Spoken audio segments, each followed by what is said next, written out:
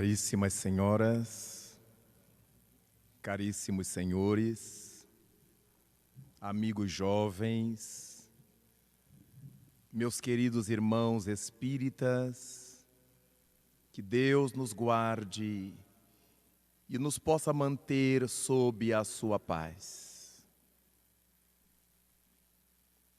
Logo que abrimos as páginas notáveis do evangelista Mateus, nos deparamos com as informações felizes a respeito do Divino Mestre. E uma dessas informações nos remete àquele dia em que, na barca, enquanto se engrava o mar da Galileia, o Mestre com os seus discípulos aportariam as praias de Genezaré. Depois de descerem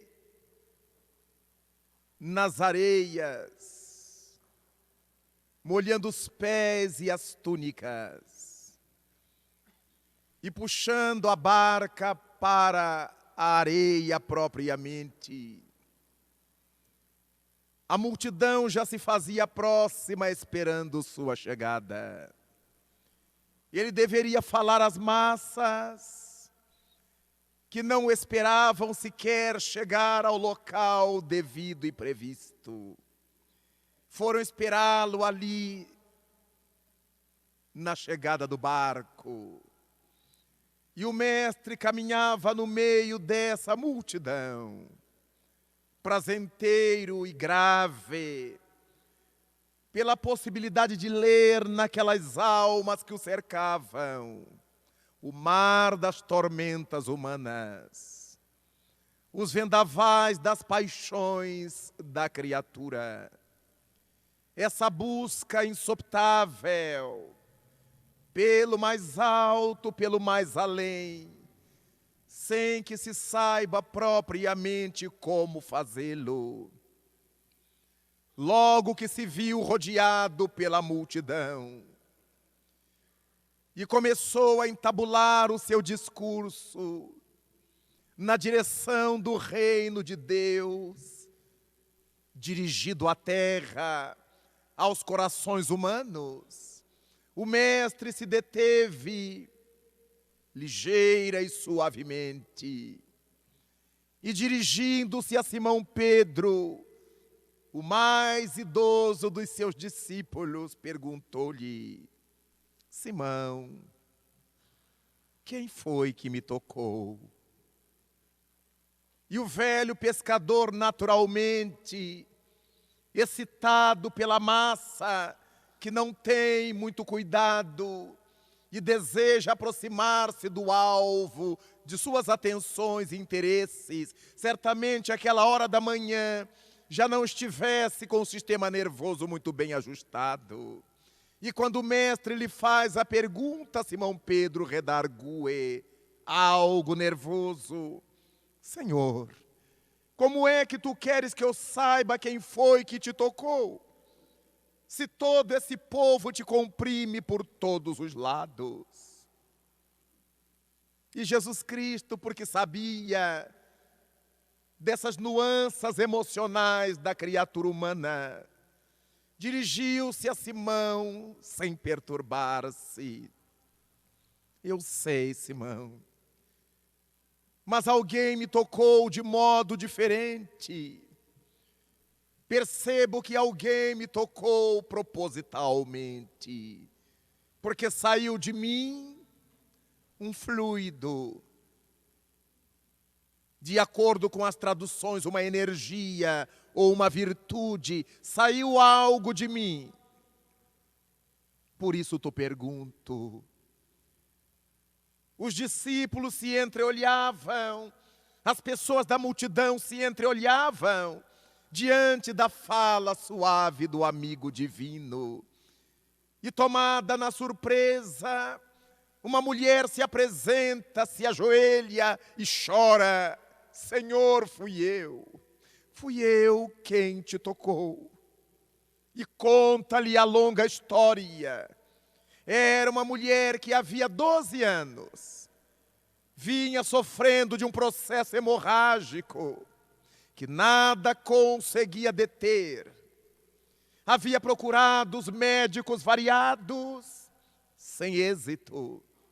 Vendera as coisas que tinha para pagar o tratamento, sem sucesso.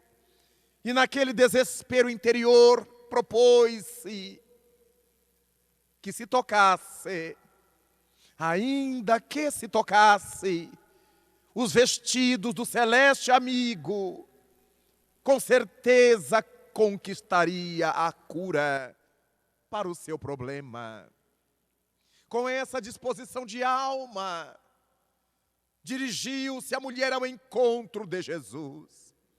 Enquanto a multidão certamente desejava variadas outras coisas, ela, sutil e imperceptivelmente, tocou-lhe as vestes com a intencionalidade.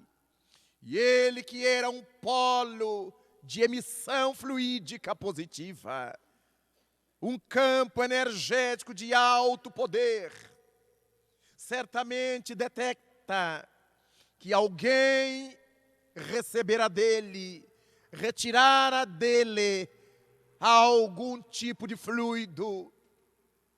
E por isso ele queria saber, porque alguém, para fazer como foi feito, tinha a intencionalidade, tinha a mente dirigida a isso.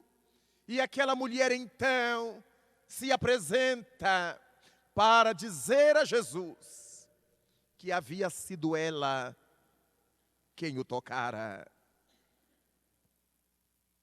Longe de qualquer reproche, como possivelmente ela guardasse, ele a abençoa dizendo: mulher, vai em paz, porque a tua fé acaba de curar-te.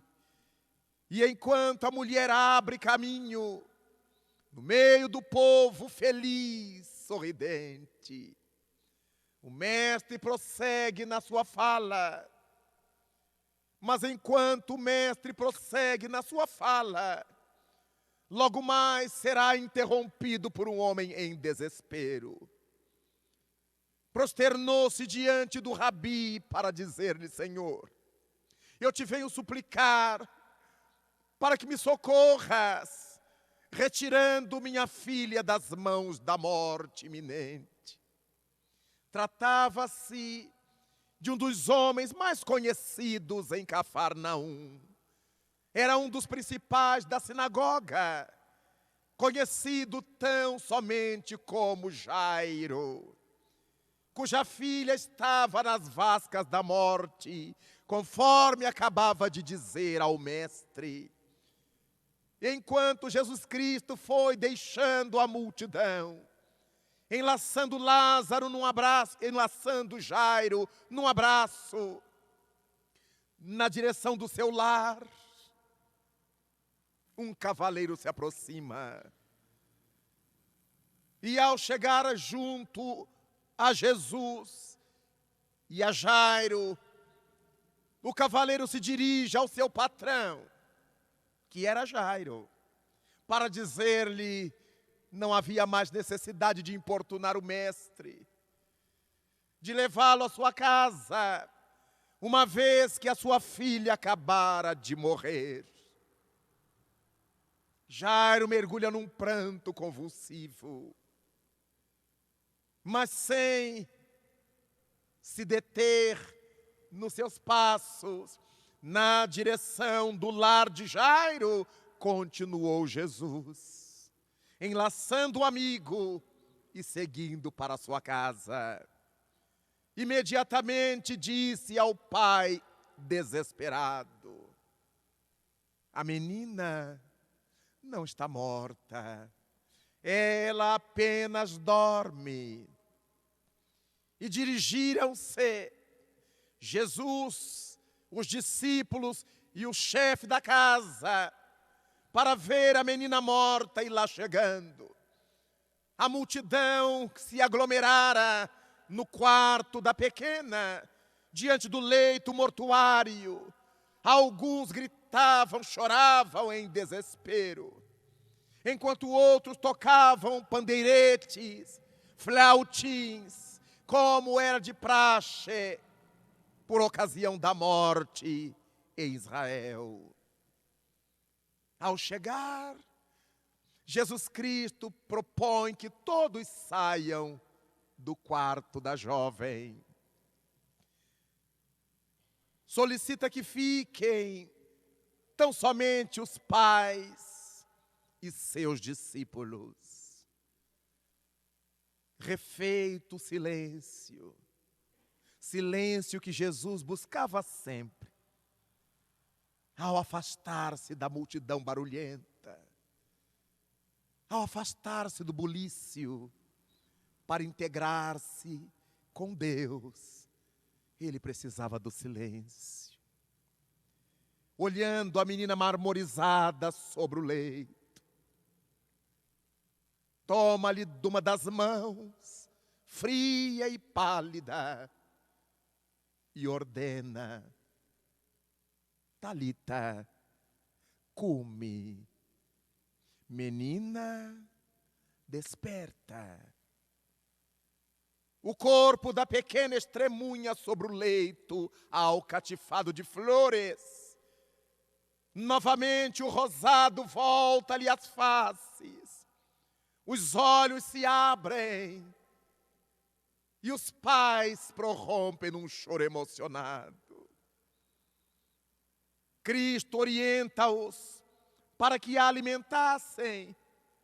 E enquanto abraçam a filha levantada das mãos da suposta morte, o mestre se vai com os discípulos.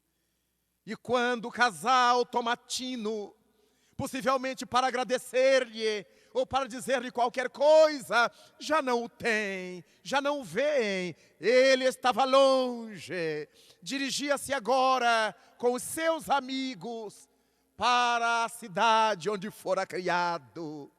Dirige-se o mestre para Nazaré.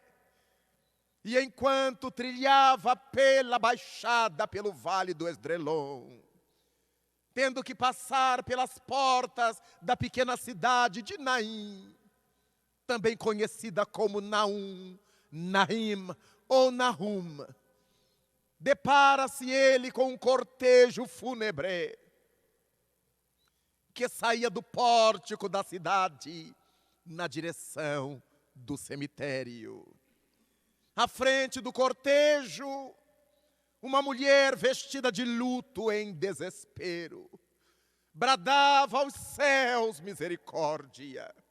Ainda há pouco enviuvara e agora via partir nas mãos da morte o seu único filho. Jesus Cristo foi tomado pela piedade e a sua visão profunda identificou o problema. Atalhou os padioleiros que levavam o corpo morto do menino. Fê-los baixar ao chão o corpo, desenrolá-lo, e deu ordens ao pequeno para que se levantasse, para que despertasse e se erguesse. E o jovem morto, então, abre os olhos para o entardecer e vê sua mãe em desespero, agora tomada por profunda felicidade. Ajoelhada na terra, abraçada ao filho, tido como morto, ela chora e agradece aos céus. E quando se dá conta, onde estava aquele homem? Já estava longe, deixando-a com sua felicidade, cuidar do seu filho redivivo. Quando pensamos nesses milagres atribuídos a Jesus Cristo, nosso pensamento se reporta ao livro A Gênese, os milagres e as predições segundo o Espiritismo, a quinta obra da codificação espírita, que Allan Kardec ofereceu-nos há 140 anos, para que pudéssemos estudar não só a questão das origens, da Gênese, mas também as reflexões em torno dos supostos milagres de Jesus Cristo.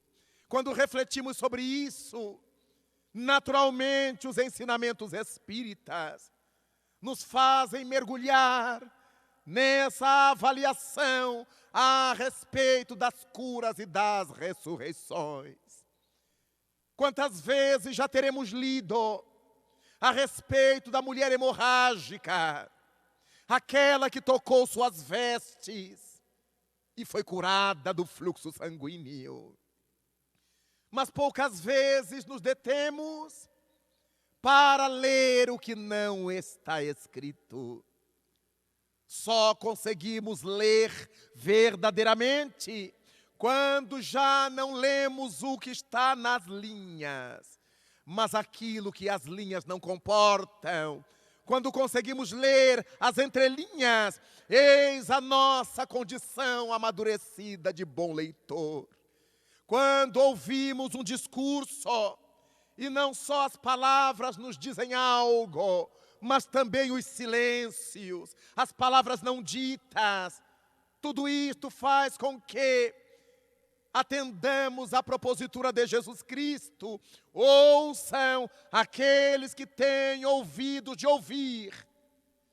Vejam aqueles que têm olhos de ver. Olhos de ver, ouvidos de ouvir. É essa transcendência que nos faz perceber as coisas que não são óbvias. Quando aquela mulher hemorrágica pensou em tocar em Jesus para curar-se, por que razão Jesus Cristo detecta e relata e publica como se quisesse deixar-nos aquela referência? Cristo remonta à nossa vida interior, onde verdadeiramente todas as coisas ocorrem. Porque aquela maioria que o cercava, certamente queria ver dele um milagre, um sinal dos céus, alguma coisa espetacular, como até hoje nós gostamos de ver. Ele então ressaltava a vida íntima daquela mulher. Ela pensou de si para consigo, diante das dificuldades da saúde, se eu o tocar, se dispôs a isso e o fez, e conseguiu êxito. E Cristo confirma: foi a tua fé que acabou por curar-te. Dessa forma, Jesus Cristo nos vai ensinar que a fé não é aquilo que eu digo às pessoas. Eu tenho muita fé em Deus, eu acredito nisso, eu acredito naquilo. Não é isso que fala da fé. É o não dito. A fé é a consequência da nossa cultura, do nosso saber, do nosso conhecimento intelectual e da nossa maturidade emocional, que Allan Kardec chama de maturidade do senso moral. É a fé composta por essa dualidade de coisas. Se eu digo que eu tenho fé em alguma coisa que eu não entendo, eu me torno fanático. Como é que eu posso ter certeza de alguma coisa que eu não entendo? Como é que eu posso ter certeza de alguma coisa no que eu não consigo penetrar? Naturalmente, a fé verdadeira não é essa fé publicável, essa fé verbalizada, tão comum entre nós. A fé verdadeira não é esse conjunto de penduricalhos que nós gostamos de usar para dizer que cremos. Para afirmar que somos de tal religião, a gente tem que usar roupas brancas, roupas pretas, roupas amarelas, roupas vermelhas, faixas azuis, coroa, guirlanda, sinal disso, sinal daquilo. Temos que ter um anel tal, um anel qual. Todos penduricalhos que não servem para nada, a não ser para nos enfeitar. Mas não fala da nossa relação verdadeira com o sempiterno, com o incomensurável, com o pensamento de Deus.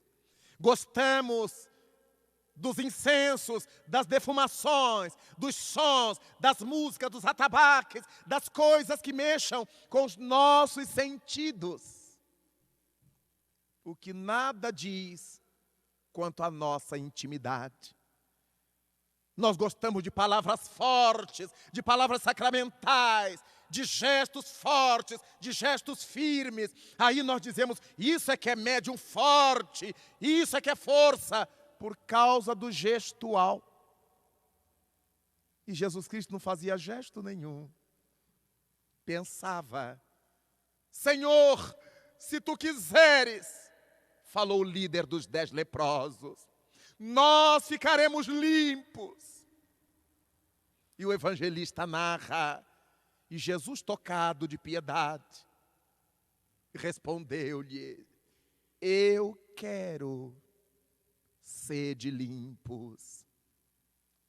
E diante dos olhares dos discípulos e dos homens doentes, as carnes se moveram, o seu poder mental, o seu conhecimento superior, atuava sobre o processo de substituição celular, de renovação das células, de reprodução das células.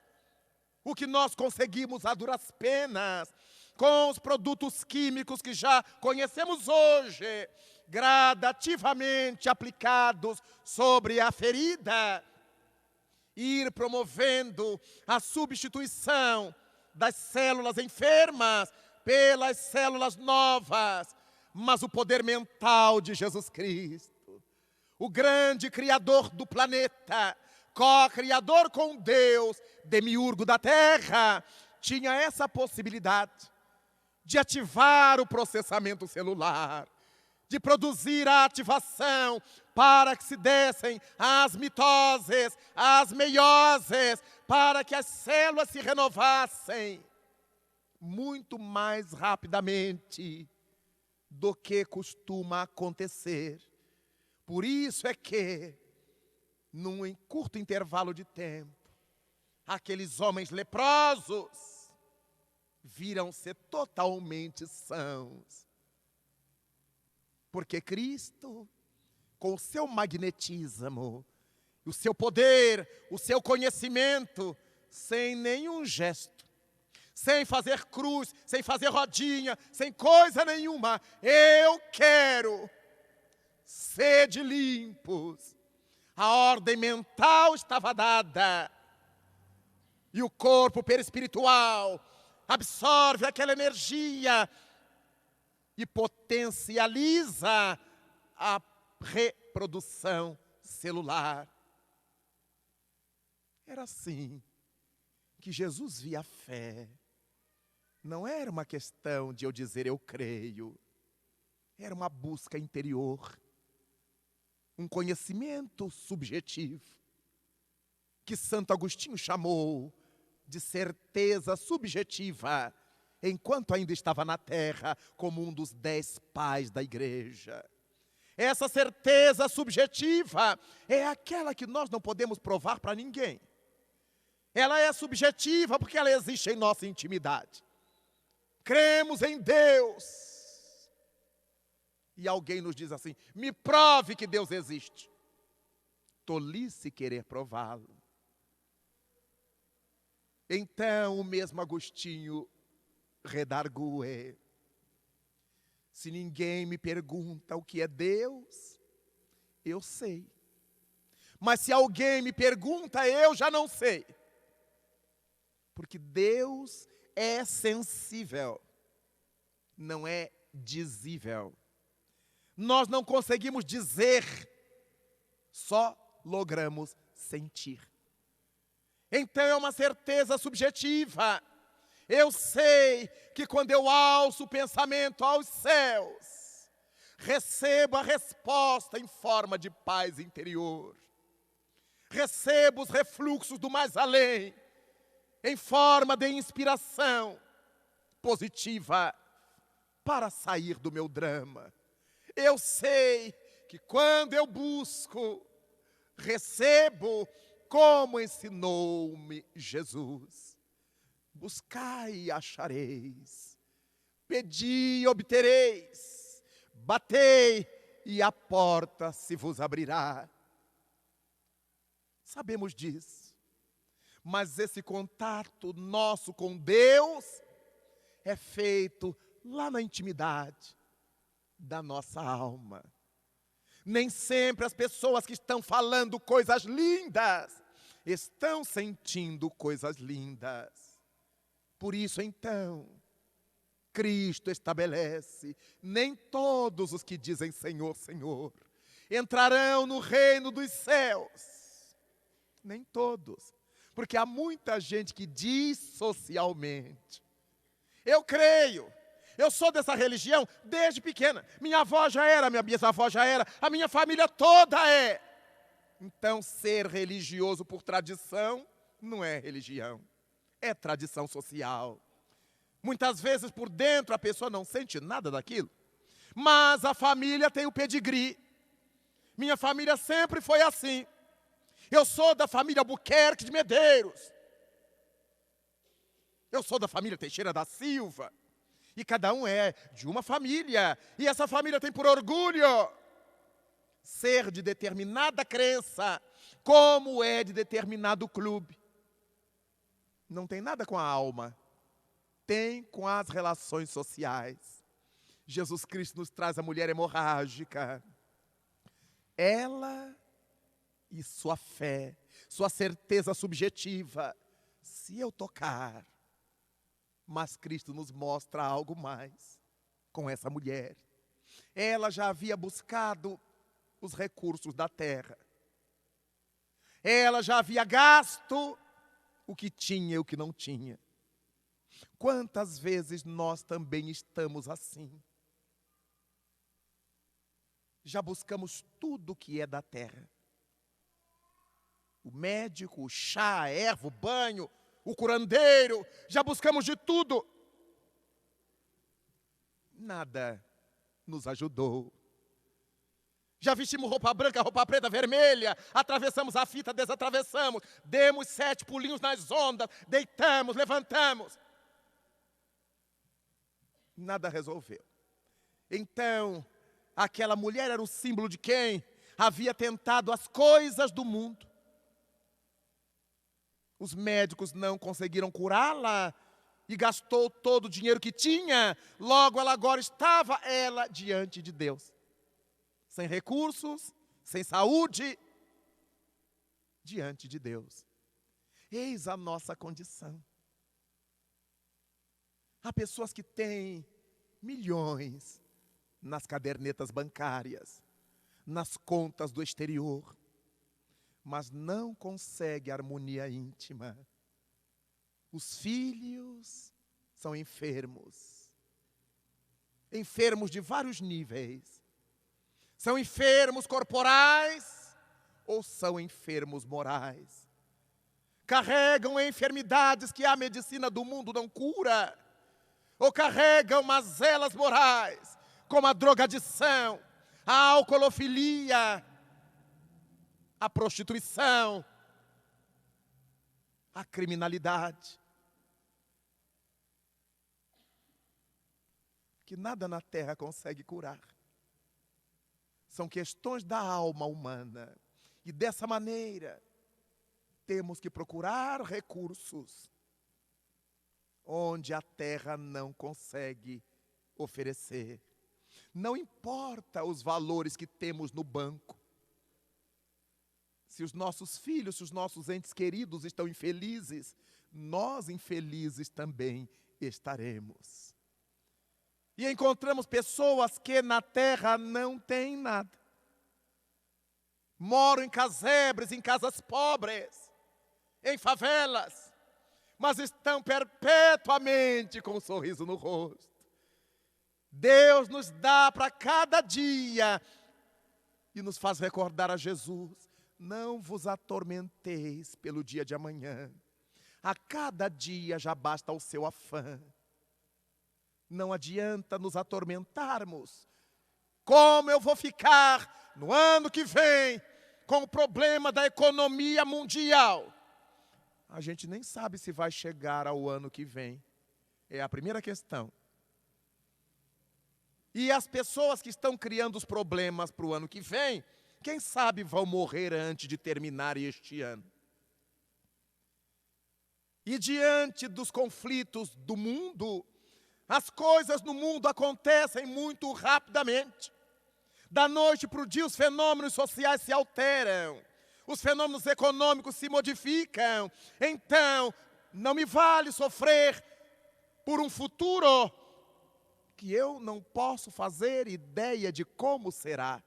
Então, deixa-me viver o dia de hoje com sanidade, com equilíbrio, na certeza de que, caso eu venha viver o amanhã, esse amanhã será a consequência do meu dia de hoje. Então não me adianta preocupar-me com o dia de amanhã e relaxar relativamente ao dia de hoje. Deveremos viver hoje como se fosse o nosso primeiro dia na terra, cheios de entusiasmo, como quem chega à empresa para trabalhar no primeiro dia, como quem chega à escola para o primeiro dia de aula. Estamos cheios de expectativas, cheios de esperança, cheios de felicidade. Então, viver cada dia como se fosse o primeiro, mas viver cada dia com a responsabilidade como se ele fosse o último. No último dia, teríamos a preocupação de acertar tudo, de deixar tudo nos seus lugares, de não deixarmos restos a pagar, de arrumarmos a vida inteira, cada dia sendo vivido assim, com a alegria do primeiro dia e com a gravidade do último dia, equilibraremos as nossas ações diárias para que não tenhamos do que nos arrepender. A tua fé acaba de curar-te. Quando nós paramos para avaliar como vem sendo vivida a nossa vida e nos perguntamos, se eu partir hoje, o que é que eu já tenho pronto para levar? Como é que eu chegarei do outro lado? Se a gente se perguntar isto, vai complicar. Porque até agora muitos de nós estamos trabalhando pelas coisas exteriores. Estou juntando dinheiro que o ano que vem eu quero fazer uma viagem à Europa, eu quero ir à Ásia, eu quero ir à Disney. Eu estou juntando dinheiro que eu quero mudar de apartamento. Eu estou fazendo economia para comprar um carro. Eu quero comprar agora um carro japonês. Todos os nossos planos são para a vida na terra. Quando nós aprendemos no Espiritismo e com Jesus, que nós não somos da terra. As coisas daqui, nós as poderemos usar, mas não poderemos levá-las. Elas ficarão aqui. Então elas devem ter para nós um valor relativo e não um valor absoluto. O valor absoluto deverá ter aquela riqueza que, segundo Jesus, o ladrão não rouba, a ferrugem não corrói, tampouco a traça consome. E essas riquezas com esses teores só podem ser aquelas riquezas subjetivas. Aquelas que a gente não pode provar para ninguém. aquelas que nós vivemos portas adentro de nós mesmos, nós e Deus. Por isso, quando pensamos nos milagres de Jesus, não se trata apenas de ter curado uma mulher de sua hemorragia, trata-se de ter modificado a sua vida interior. Quando retira Maria de Magdala da prostituição sexual, foi uma revolução anímica que ele produziu sobre aquela criatura. Ali ele estava agindo onde gosta de atuar, no cerne da criatura humana. O problema de Maria de Magdala não era a fortuna material, era a tormenta moral que a levava a vender o corpo, que logo mais iria apodrecer com o fenômeno da morte. Então nem o corpo é nosso, tudo é empréstimo.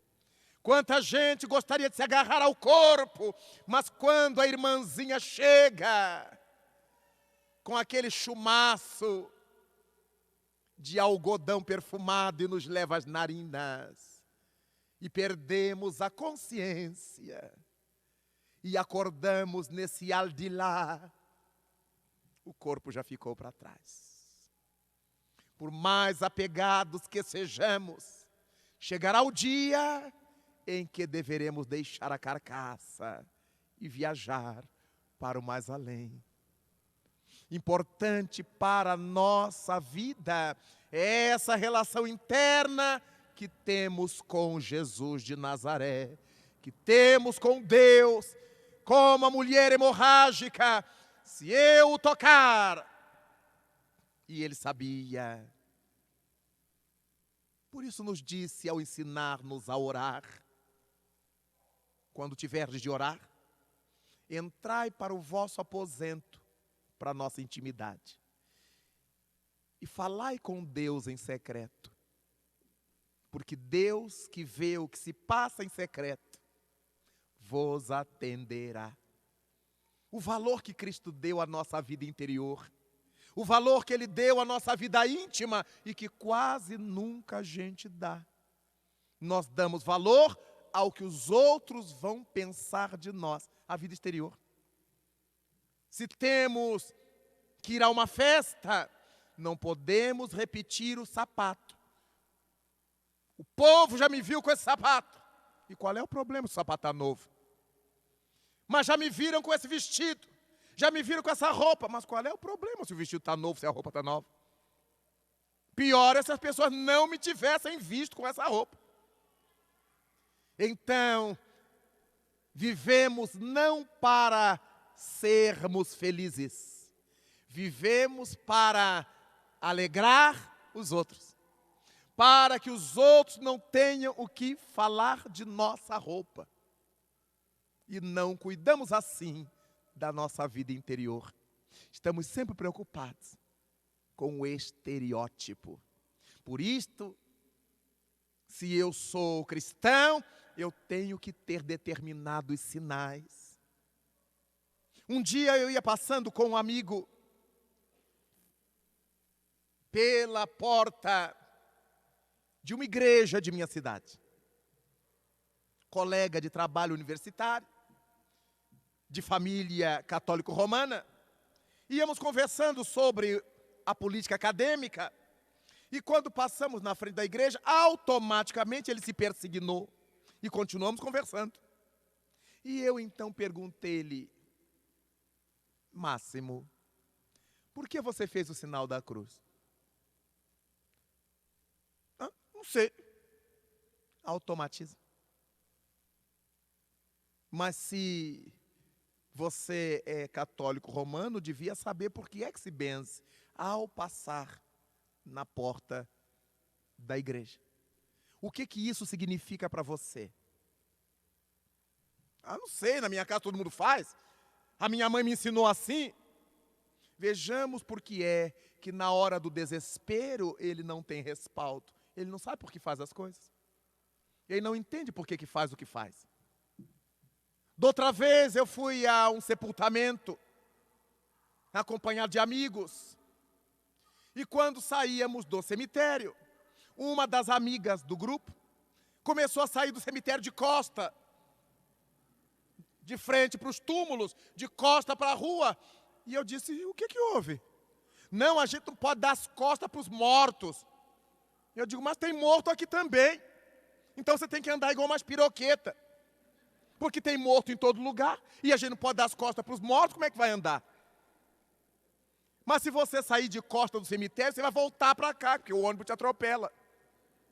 As pessoas fazem sem saber por que fazem. Por um atavismo social. Quem foi que disse que as almas estão nos cemitérios? É lá o único lugar em que elas não devem estar. As almas estão nos acompanhando. Onde está o nosso psiquismo? Aqueles que as chamamos, aqueles que nos comportamos da forma A ou B ou C, as atraímos por sintonia. Nenhuma alma está presa ao cemitério, salvo em casos de tormenta obsessiva, em que elas próprias se punem, presas aos corpos, em casos de suicídios, de homicídios ou de materialismo audaz. Fora disso, elas nem chegaram aí para o cemitério. Os corpos foram. Elas já foram chamadas psiquicamente para outras realidades da vida espiritual. Então a minha amiga saindo de costa do cemitério para não dar as costas aos mortos. Vejamos que ela aprendeu as coisas sem nenhum sentido. O apóstolo Paulo nos disse que estamos cercados de todos os lados, por uma nuvem de testemunhas. E se eu não puder dar as costas para essas testemunhas, temos que andar iguais a peões. As criaturas fazem coisas sem avaliar, sem pensar. Aí quando desencarna o parente, quer se suicidar, supondo que vai acompanhá-lo. Não suportam as dores das perdas humanas. Querem morrer juntos. Vejo, às vezes, mães de vários filhos. Desencarnou um deles, ela se esquece dos outros filhos. E passa a desesperar-se pelo que foi, a atormentar o que foi, jurando que ama o filho que foi. Que amor estranho é esse que perturba? Que amor estranho é esse que atormenta? Mas eu estou sofrendo, mas quem vai também sofre. E quem tem que aturar essa criatura deve estar sofrendo também. A dor verdadeira, ela é silenciosa. A dor verdadeira nos consome, sem que a gente precise dizer uma palavra. Às vezes eu vou a sepultamentos e vejo familiares agarrados à alça do caixão. O que será de mim, fulano? O fulano é que morreu, estão pensando neles. O que será de mim? Eram maridos que exploravam as esposas e faziam delas suas empregadas. E sabem que as moças novas não serão as empregadas que eles gostam. São filhos que exploraram suas mães, que eram suas empregadas de graça. E agora que a mãe se foi, eles vão ter que pagar alguém para fazer. Então o desespero é por causa do egoísmo, não é por amor ao morto. Porque se fosse por amor ao morto, a gente silenciaria, para não perturbá-lo. A nossa lágrima seria silenciosa e o nosso pensamento seria de gratidão por tudo quanto aprendemos com ela, com ele. Por tudo que eles representam na nossa vida, mesmo tendo feito a grande viagem. Esse é o sofrimento, esse é o respeito. Gritaria, escândalo, é complexo de culpa ou distúrbio nervoso. Não se pode dizer que isso seja dor, sofrimento ou saudade verdadeira. Quantas coisas nós misturamos. Quanta falta de reflexão. E por isso, 2 milênios depois de Jesus, ainda encontramos os cristãos que nos engalfinhamos. logo não entendemos a mensagem. Ainda encontramos os cristãos que nos suicidamos fumando, nos alcoolizando, usando drogas, excedendo na comida. Logo não entendemos a mensagem. Mas todos carregamos os penduricalhos do cristianismo. Todos. No pescoço temos o Cristo crucificado. Na carteira temos o Cristo crucificado. Na nossa casa temos o Cristo crucificado. Mas o Cristo crucificado não pode fazer nada por nós. Deveremos buscar esse Cristo vivo das estradas. Quanta coisa nós aprendemos a partir da mulher hemorrágica, depois da busca das coisas do mundo. Os nossos problemas não são saneados. Depois que ela buscou tudo no mundo, continuava a sofrer a mesma perda de vitalidade. A hemorragia, essa sangria, é o símbolo da morte gradativa. Uma vez que a vitalidade circula no sangue, qualquer pessoa que sofre uma hemorragia que não se detém, morre desvitalizado. Era o que acontecia com aquela mulher, perdendo sangue há 12 anos, morrendo aos poucos. Ao buscar Jesus, era a demonstração da busca da vida, de quem não desejava morrer de forma tão banal. Quantos de nós vivemos essa hemorragia moral? A cada dia afundando um pouco mais. A cada dia atormentado um pouco mais. A cada dia. Até pensarmos lá dentro. Como o filho pródigo. Se quem está servindo de empregado ao meu pai se vale do bom e do melhor, por que eu tenho que estar disputando com os porcos a comida deles? Neste momento é da inflexão. Quando nós começamos a pensar para cima, quando nós jogamos o pensamento para o alto, aí descobrimos certamente o que é que nos cabe fazer nessa sangria continuada em termos morais. Quantos de nós vivemos hemorrágicos anos a fio? A cada dia dizemos, eu estou esperando a hora que Deus me levar. É um suicida potencial. Está sonhando com a morte o tempo todo, sofrendo essa sangria moral, sem otimismo, sem esperança. Eu já não espero nada da vida mesmo. Eu já não tenho mais nada o que fazer. São pessoas que jogaram a toalha sobre as oportunidades, estão esperando o final. Vivem essa sangria. Não adianta, eu já fumei a vida inteira mesmo. Eu vou morrer disso. Mas pode voltar melhor do que voltará se continuar. Daí então, a cura de Cristo não se cingiu ao físico da mulher. A mulher hemorrágica é um símbolo de alguém que perdia a vida, que se desvitalizava e que encontrou no contato com Cristo, dela para com Ele, se eu o tocar, se eu o contatar, tenho certeza de que me curarei. É exatamente isto. Ele está sempre pronto. Ele é uma usina permanente de emissão de amor. Nós é que precisamos fazer o caminho ao seu encontro. Essa decisão tem que ser daqui para lá. O convite ele já nos fez. Vinde a mim, os que estáis cansados, oprimidos, enfermos, desolados.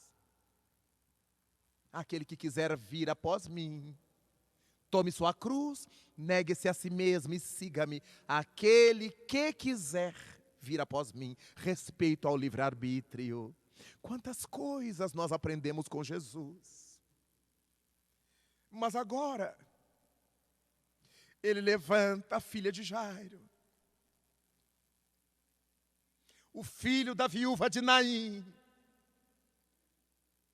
Mas será que Jesus Cristo tinha poder de devolver a vida aos mortos? Não, não tinha. E se foi ele que afirmou: não vim destruir a lei, sendo a desencarnação uma lei, depois que o espírito se desliga do corpo definitivamente, não há Cristo que o faça voltar. Se o Cristo fê-lo voltar, é porque ele não tinha se desligado do corpo definitivamente. Por isto, a doutrina espírita nos leva a refletir, para que entendamos o que a medicina detectou muito tempo depois de Jesus. As criaturas que são passíveis de sofrerem transes letárgicos ou catalépticos. A letargia, esse estado em que a criatura fica paralisada e simula a morte. As nossas funções orgânicas caem para o nível basal, para que não haja a morte definitiva. O organismo funciona no seu nível básico, no seu nível mínimo. Um exemplo banal. Quantas vezes em nossa casa ocorre uma queda de tensão elétrica e todas as lâmpadas da casa diminuem a claridade e nós vemos apenas seu filamento aceso. A nossa televisão, caso esteja ligada, fica com a imagem só na metade, uma faixa na metade da tela. Os nossos aparelhos elétricos tremem, estremunham, alguns queimam, até que volte plena a energia, até que volte plena a intensidade de corrente elétrica e tudo volte a iluminar-se. É mais ou menos isto o que ocorre com a pessoa letárgica ou letargo cataléptica. Há períodos em que ela está como se estivesse morta. A sua vitalidade desce ao nível mais basal. Os órgãos vitais funcionam, mas o sangue sai da periferia do corpo para fazer com que esses órgãos não morram, para nutri-los. Por isso, a respiração é mínima.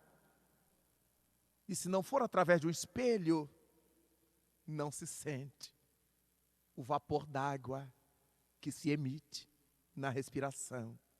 Não se percebe os movimentos das narinas. Então, a olhos nus, a pessoa está morta. Porque o sangue sai da periferia, o indivíduo fica corporalmente frio. O colapso periférico enregela o corpo, como se estivesse morto. As juntas ficam hirtas, os membros não se dobram. E a palidez, por causa da saída do sangue da periferia. Todos os indícios são de morte. Ao tempo de Jesus Cristo, no seio do povo judeu, que sepultava seus mortos imediatamente à morte, quantos foram sepultados vivos? Quando lemos os Atos dos Apóstolos, e Pedro chama a atenção de um dos colaboradores que estava usurpando a obra, coisa antiga, hein? E ele, tomado pelo choque, desmaia, e os padioleiros entendem que ele morreu e levam-no para sepultar. Poucas horas depois chega sua esposa, que participava da mesma estrutura, e Pedro admoesta, e ela sofre o mesmo delíquio. E os homens a levam de novo para sepultar junto ao marido. 2 que foram enterrados vivos. Era comum enterrar-se a criatura viva, porque não se conhecia a letargia nem a catalepsia. Mas esses indivíduos que eram sepultados vivos, certamente carregavam na sua folha expiatória essa possibilidade de resgate doloroso. Logo, Jesus Cristo não deturpou a lei de Deus. As criaturas tidas como mortas, que ele levantou, é porque não estavam mortas de fato. Estavam vivendo esse drama, esse surto ou essa crise da letargia. Simão Pedro, depois de Jesus, também ressuscitou a primeira costureira cristã de que se tem notícia. Dorcas, a mulher que reuniu outras amigas para costurar para a casa do caminho de Simão Pedro. Num determinado dia, amigos vão ao encontro de Pedro nas estradas, chamando-o em desespero, porque Dorcas havia morrido. Com as dificuldades da idade, Pedro se adianta e chega até onde jazia o corpo, frio e hirto de Dorcas. Aplica-lhe bioenergia, aplica-lhe paz, chama pelo nome e Dorcas desperta para continuar a sua lida junto das amigas, costurando na casa do caminho. Contam os Atos dos Apóstolos ainda, que numa das vezes em que Paulo de Tarso fazia uma pregação numa das cidades, um adolescente, sempre adolescente presepeiro, assentou-se no caixote da janela, ouvindo Paulo falar, e ali cochilou e despencou do segundo andar, onde estava sendo a fala de Paulo, e o povo correu para acudir a Eutico, era o nome do jovem. Chamaram Paulo porque Eutico estava morto. Paulo aplicou-lhe passes, aplicou-lhe bioenergia e Eutico foi ressuscitado. O bom senso nosso de hoje nos faz acreditar que essas pessoas não podiam estar mortas, realmente mortas. Porque se fosse verdade que elas estavam realmente mortas, Jesus Cristo teria sido muito cruel. Porque ele levantou apenas 3 pessoas da morte. E as outras centenas que morreram em seu tempo. Ele deixou as famílias sofrendo. Logo, ele só reergueu quem podia ser reerguido. Dessa maneira, quando as 2 irmãs, suas amigas, foram encontrá-lo na estrada, Jesus Cristo recebeu a notícia da morte de Lázaro de Betânia, seu grande amigo. As lágrimas lhe vieram aos olhos, mas ele diz às irmãs, Marta e Maria, a doença de Lázaro não é para a morte, e sim para a vida. E vai com elas até o local onde o corpo do amigo já estava sepultado, já que se inumava imediatamente. 3 dias, e diz a narrativa evangélica, o corpo de Lázaro já cheirava mal. Mas isso ocorre com todo letárgico. Como carece de sangue nas extremidades, essas extremidades vão se putrefazendo. Por isto, 3 dias depois, a pele de Lázaro, putrefeita, já cheirava mal. Mas a doença dele, o débito moral dele, era para testar a vida e não a morte. Porque esses indivíduos que são portadores dessa letargia, dessa catalepsia, costumeiramente são grandes suicidas de ontem ou ferrenhos homicidas do passado. Aqueles que várias vezes romperam o fio da própria vida ou da vida do outro. Criaram essa tormenta na própria consciência profunda. Esse complexo de culpa que se lhes alojou na alma no processo reencarnatório se manifesta. E o sistema neurológico do indivíduo é desenvolvido de tal modo que periodicamente sofre um curto-circuito, sofre uma baixa, como se desprendesse da fonte de energia psíquica do cérebro. E nesses estágios há uma queda na oferta de vitalidade ao corpo. E o indivíduo entra nesse estado cataléptico, supostamente morto. Hoje a medicina detecta que ele não está morto, está num surto letárgico. Com isto, conhecemos no estado do Rio de Janeiro um homem que era médium letárgico, caía num transe letárgico e ficava como morto sobre o leito.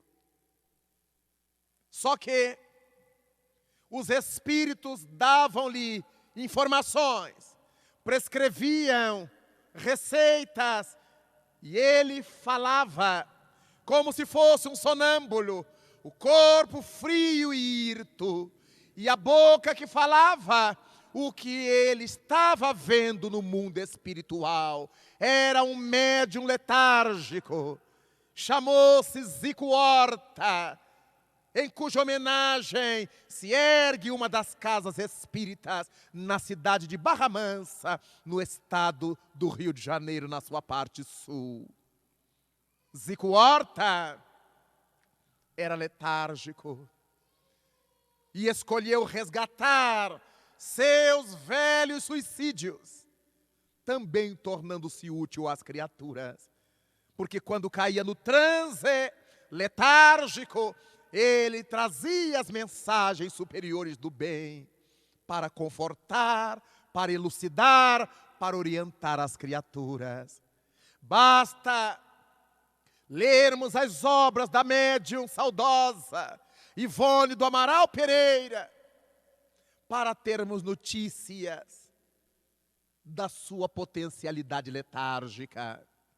Ouvi de sua própria voz a narrativa de que, quando ainda bebê, sofreu uma dessas crises letárgicas e foi dada como morta. O corpinho colocado sobre a mesa da família, foi confeccionada a mortalha, a roupa mortuária do bebê, que naquela época era presa no corpo do bebê com espinhos de roseira.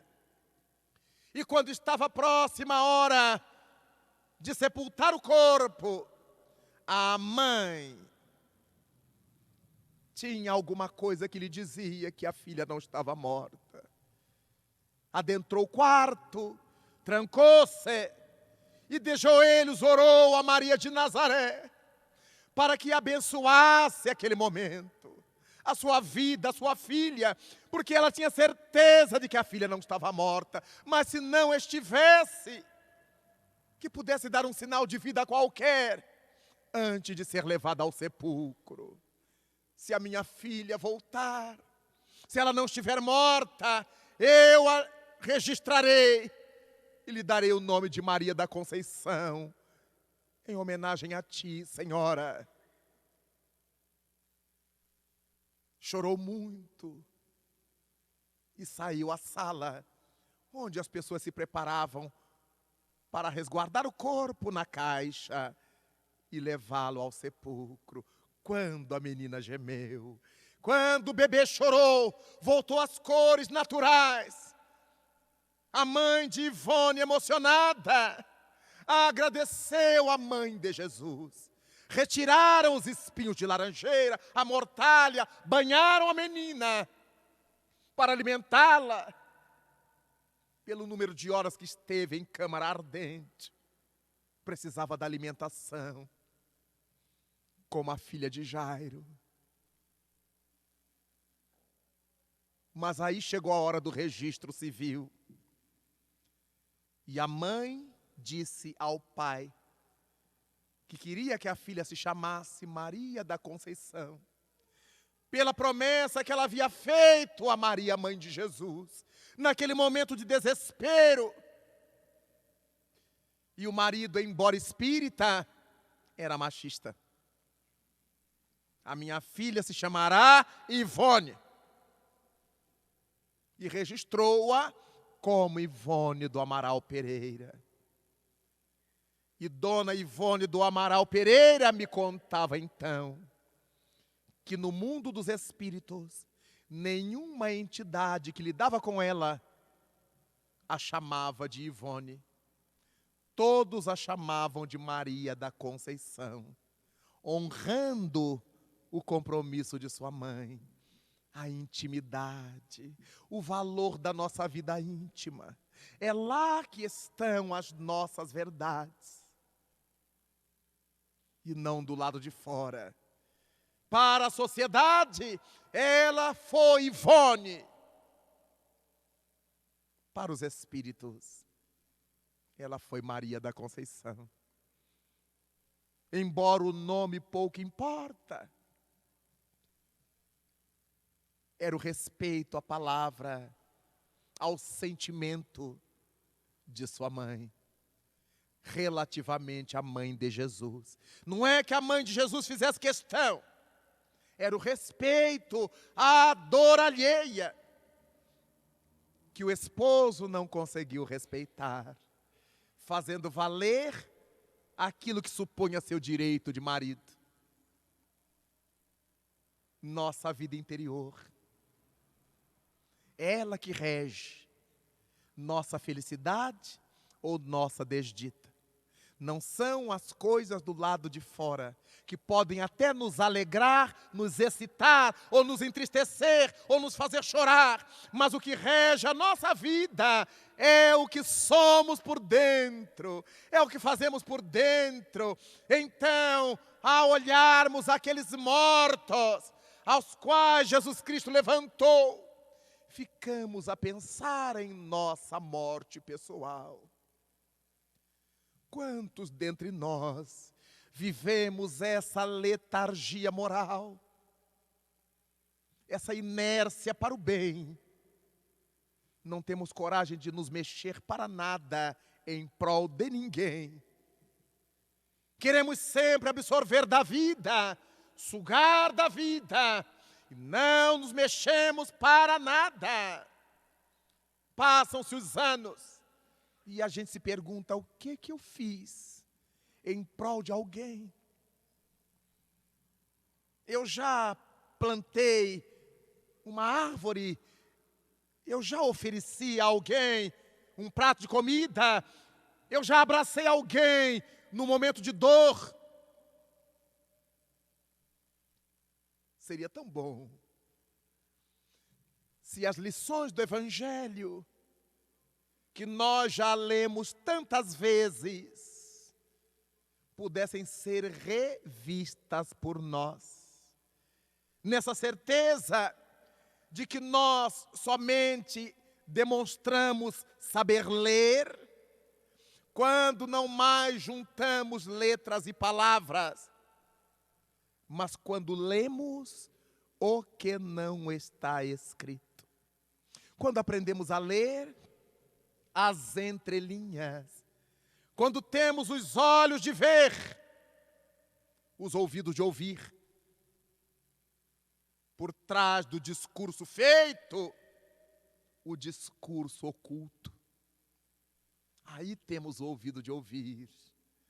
É deste modo que quando evocamos esse natalício de A Gênese, os milagres e as predições segundo o Espiritismo, 140 anos depois, cabe-nos essa reflexão a respeito de nós próprios. Nossa sangria desatada, por meio da qual vamos nos desvitalizando, vamos perdendo a condição de vida, até o momento em que tenhamos essa audácia de buscar a Jesus. Desejo de dentro para fora, se pelo menos eu tocar. E para sairmos dessa letargia moral, que nos tira a coragem de qualquer ação em prol do bem. Nestes dias complicados da terra, temos a certeza de que Cristo vela por nós. O Senhor da vida vela por nós. E particularmente, posso dizer da honra de procurar esse Cristo interno ao longo dos anos, ao longo das décadas, de sedentar-me nessa fonte inesgotável do Espiritismo, desde aqueles dias longínquos de minha infância, quando ainda estava na terra minha genitora. Uma vez que desencarnou muito moça, um surto cardíaco, e ela se foi do corpo aos 44 anos de idade, deixando-me aos 4 anos de idade. E começa ali uma saga de lutas daquele filho órfão. Mas enquanto ela estava na terra, médium, nada obstante desconhecesse o Espiritismo, era médium, com várias possibilidades.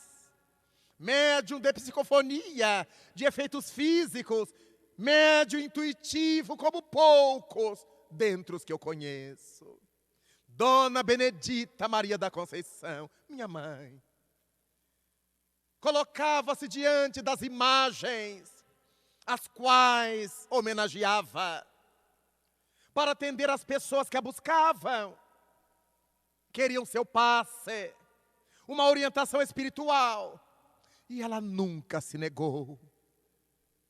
Entre 2 anos e meio e 4 anos, guardei toda a memória desse período, porque eu ficava sentado na mesma sala onde ela orava, num pequeno banco de madeira, sacudindo as pernas, enquanto ela atendia as pessoas.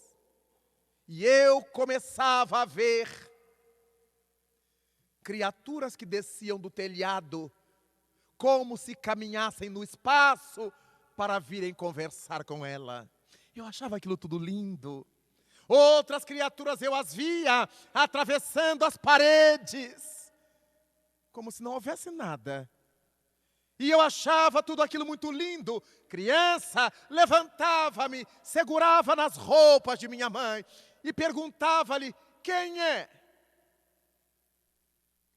E ela me respondia, todas as vezes: são nossos irmãos de luz, meu filho. E continuava a atender as pessoas, colocando-me de novo no banquinho de madeira. Sempre que eu via aquelas criaturas atravessando as paredes, eu corria para perguntar: quem é? Mamãe. São nossos irmãos de luz, meu filho. Aquelas palavras repetidas por minha mãe, na cabeça de uma criança de menos de 4 anos, ficaram registradas como se fossem a fogo. Nunca as esqueci. E até hoje, 54 anos depois, Ainda guardo a tonalidade da voz de minha mãe na acústica de minha alma. Por isto, no dia em que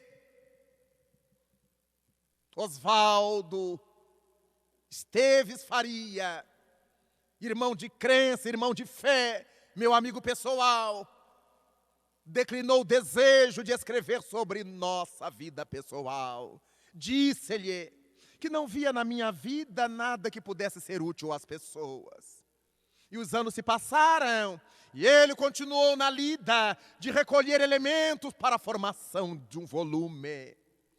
Um dia, passados os anos, procurou-me outra vez. E dessa vez, então, indaguei do meu benfeitor espiritual, o espírito Camilo, se deveria liberar ou não. E o espírito Camilo me disse, exatamente no ano passado, quando eu completava 40 anos de oratória espírita, meu filho, os irmãos nossos pelo mundo afora, que nos têm dado o prestígio de sua atenção e a bênção de suas preces, há 40 anos, já têm o direito de conhecer algo a seu respeito. E foi liberado o trabalho que está sendo lançado hoje aqui, cujo título é a frase que minha mãe me dizia: o convite dos irmãos de luz. São nossos irmãos de luz. Ela não dizia da luz, ela dizia de luz. Deste modo, tomamos a liberdade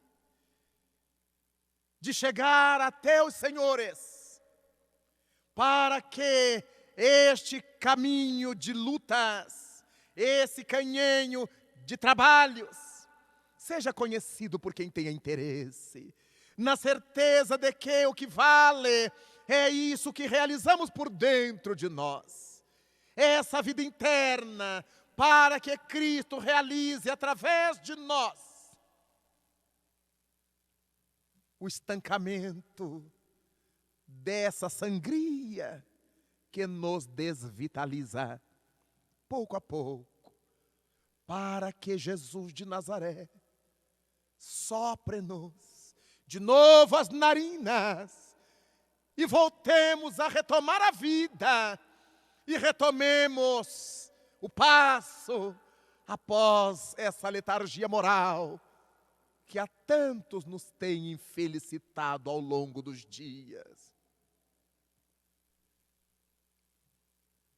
O dia mal clareara, quando ele e seus amigos singravam as águas do lago de Genezaré. Chegaram às margens e nas praias desceram, puxaram o barco, quando uma multidão já esperava pelo celeste amigo, buscando-lhe na palavra e na presença o hausto de que necessitassem. Foi aí que uma mulher o tocou. Foi daí que um homem desesperado buscou. Foi a partir daí que pelos caminhos do mundo um cortejo de dores ele encontrou.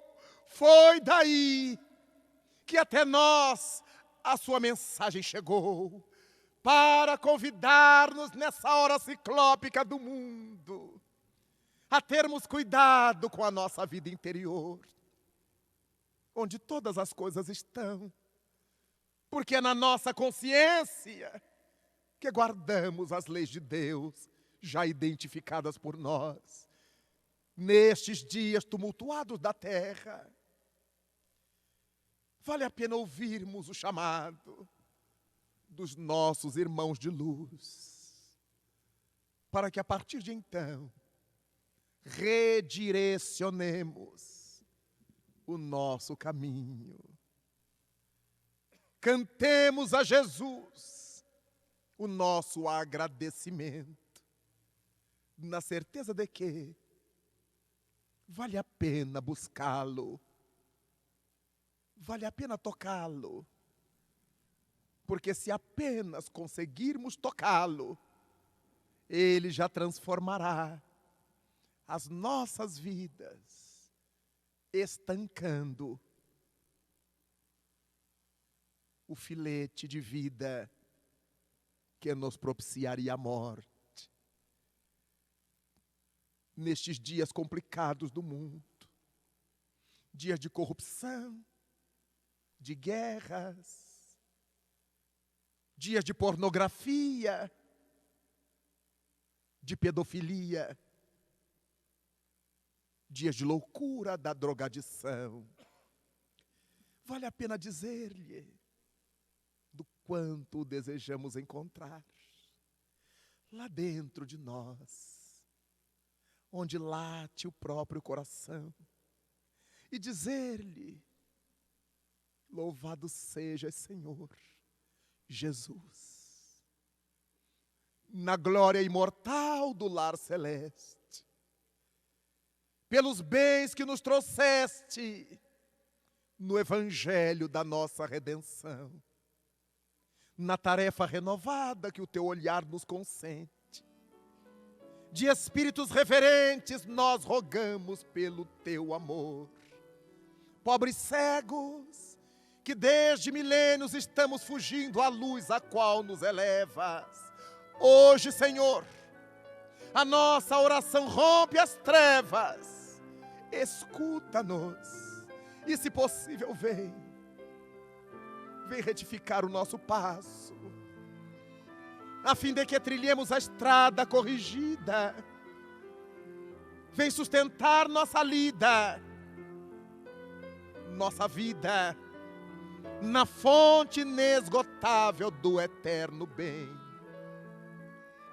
Dá-nos, Jesus, tua bênção, bênção que nos conforta, bênção que nos levanta, para que a tua doutrina santa, esse imbatível espiritismo, vibre pura, viva dentro de nós. Faze, Jesus, com que nós todos, nessa caminhada incessante, a cada dia, em todo instante, possamos ouvir tua voz. Ampara a nossa esperança, socorre a nossa pobreza e liberta a nossa alma ainda presa de tanto erro nessa multissecular imperfeição. Mestre excelente, Senhor da vida, Estro de toda verdade, ensina-nos a guardar-te com unção, com devoção, na intimidade, com sentida gratidão, em nosso próprio coração.